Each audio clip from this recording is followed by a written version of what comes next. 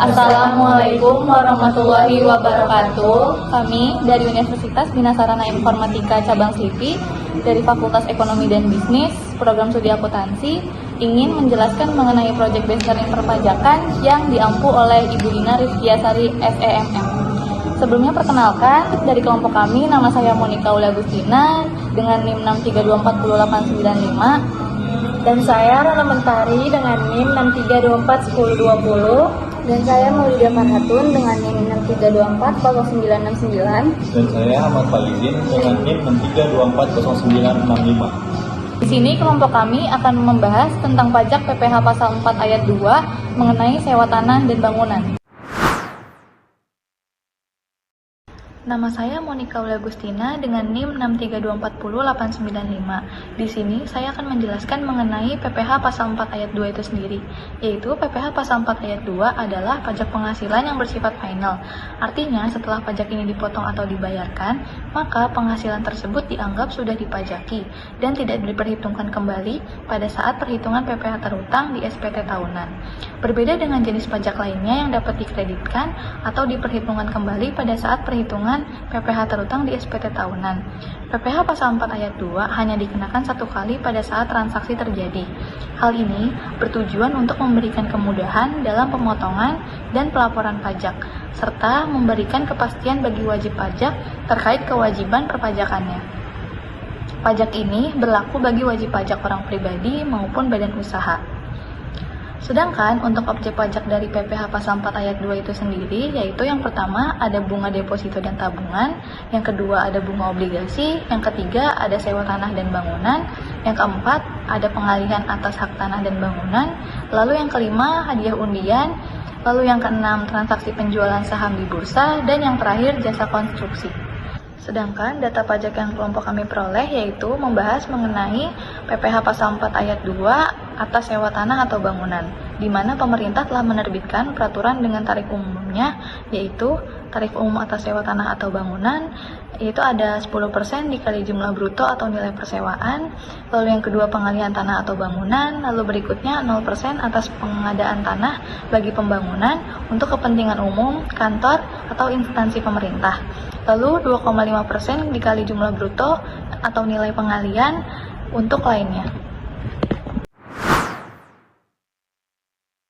Assalamualaikum warahmatullahi wabarakatuh. Saya Maulidia Farhatun dengan NIM 632400969 ingin menjelaskan tata cara pengisian bukti pemotongan atau pemungutan PPh pasal 4 ayat 2.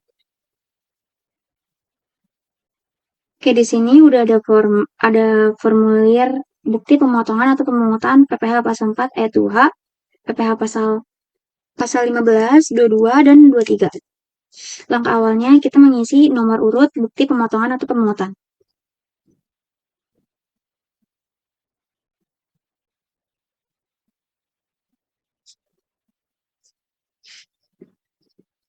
Lalu karena PPh pasal 4 pajak ini merupakan bukan pembetulan, jadi kita isi X lalu pembetulan ke 0. Terus cara mengisi formulir BPBS ini kita lihat dari PPh pasal 4 ayat 2 merupakan kan PPh final. Berarti mengisi di kolom PPh final atau kolom H.4 X. Lalu selanjutnya kita mengisi A, identitas wajib pajak yang dipotong atau dipungut, dan PWP.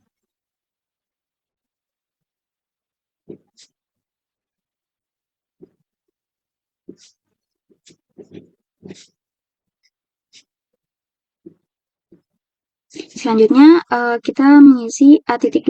Ini tidak perlu diisi NIK karena kita memiliki NPWP atau NPWP sudah terisi. Lalu kita mengisi A.3 atau nama.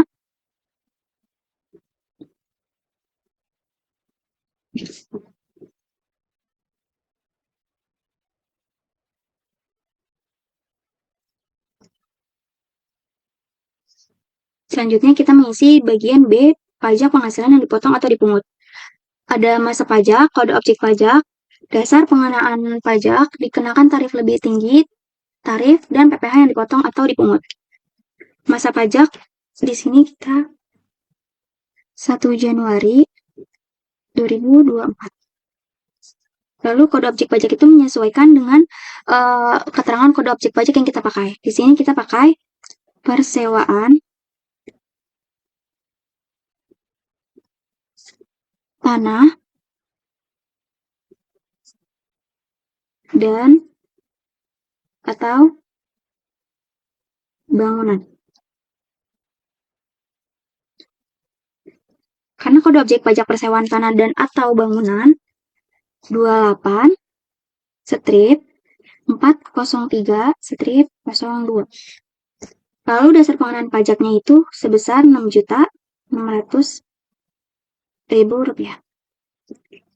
Lalu dikenakan tarif lebih tinggi itu tidak diisi, dikosongkan saja karena kita memiliki NPWP.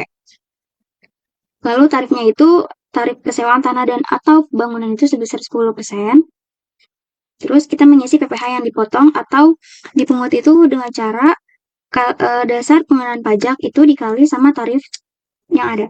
Jadi 6.600.000 rupiah dikali 10% yaitu 660.000 rupiah. Lalu kita isi bagian B7 atau dokumen referensi. Nama dokumen itu yaitu invoice. Tanggal terjadinya invoice itu tanggal 15 bulan Januari atau 01/2020. Lalu nomor dokumen itu kita tulis.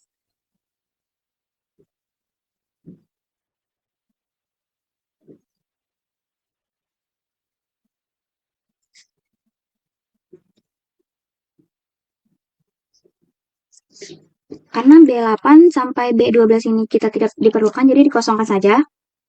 Lanjut ke C atau identitas dan pemotongan pemungut PPh. Kita isi NPWP-nya, NPWP identitas pemotong atau pemungut PPh.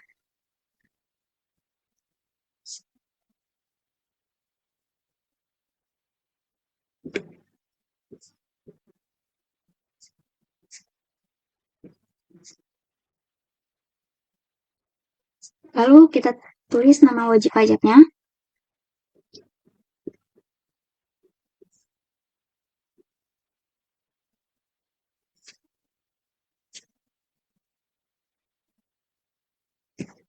Selanjutnya tanggal pemotong atau pemungut PPh terjadi. Tanggal 6 bulan Februari 2024. Lalu nama penandatangannya itu kita tulis juga. Maaf.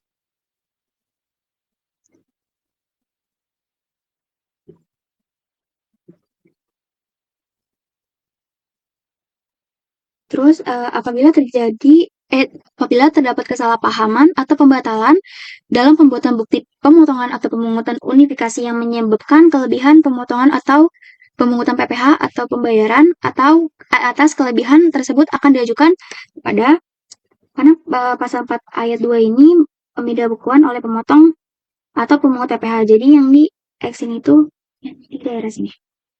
Yang pemindah bukuan oleh pemotong atau pemungut PPh. Berikut cara pengisian bukti potong atau pungut unifikasi pasal 4 ayat 2. Sekian, terima kasih. Wassalamualaikum warahmatullahi wabarakatuh. Di sini ada daftar objek pemotongan atau pemungutan pajak penghasilan pihak lain. Nah, di sini pertama-tama kita mengisi NPWP-nya terlebih dahulu.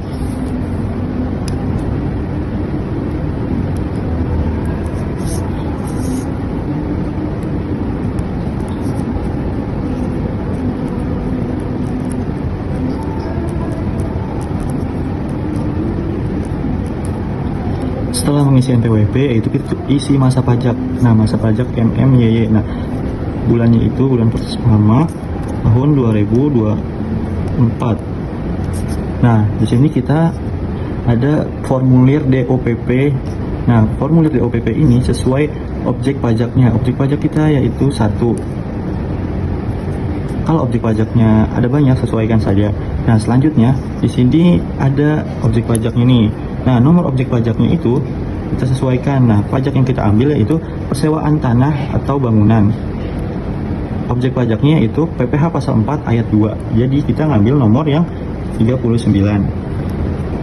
Nah, selanjutnya ada kode objek pajak. Kode objek pajaknya yaitu sesuaikan juga dengan objek pajak yang kita ambil. Objek pajaknya persewaan tanah atau bangunan. Nah, kodenya yaitu 28-403-02. Selanjutnya itu dasar pengenaan pajak. Nah, pengenaan pajak yang dikenakan yaitu 6.600.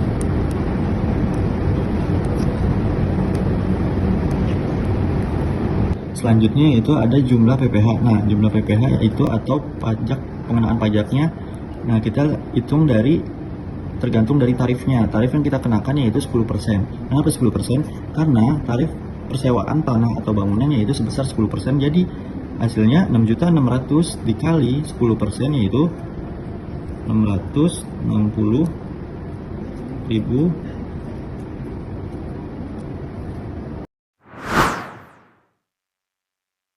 Lalu di sini saya akan menjelaskan tentang cara pengertian SPT massa PPh pasal 4 ayat 2. Proses ini penting untuk memastikan pelapor pajak Anda sudah sesuai dengan ketentuan yang berlaku. Langkah pertama, pastikan dokumen-dokumen penting seperti NPWP, nama, domisili, alamat, nomor telepon, dan yang pasti data pajak yang akan dilaporkan.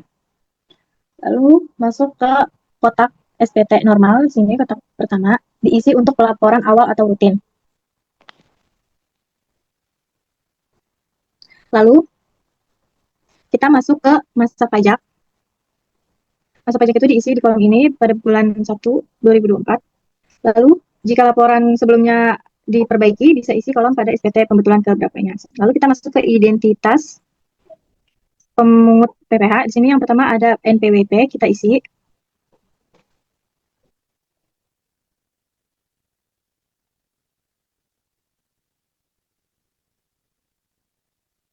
Lalu yang kedua ini ada nama dari pemotong atau pemungut PPh-nya, bisa kita isi.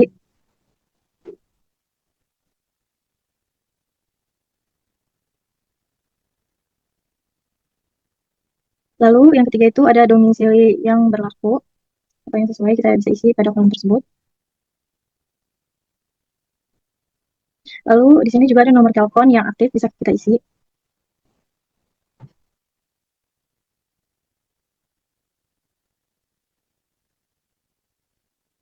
Lalu bagian ke B, resum pajak penghasilan. Yang pertama itu ada PPh yang disetor sendiri. Contohnya pada pasal 4 ayat 2, jika tidak ada bisa kita kosongkan. Lalu yang kedua itu ada PPh telah dilakukan pemotong atau pemungutan. Contohnya di sini pasal 4 ayat 2, kita isi di sini sebesar Rp660.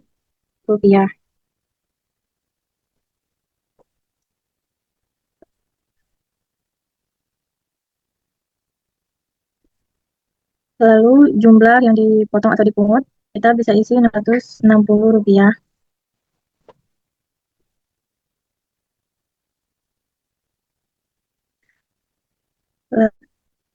Lalu di sini bisa masuk bagian ketiga, yaitu rekapitulasi PPh. Kita isi jumlah total PPh-nya sebesar Rp660.000. Lalu kita masuk ke bagian yang C, pernyataan dan tanda tangan. Di sini kita bisa isi kolom yaitu wajib pajak atau wakil wajib pajak. Lalu kita bisa masukkan namanya di kolom tersebut. Lalu kita isi tanggal,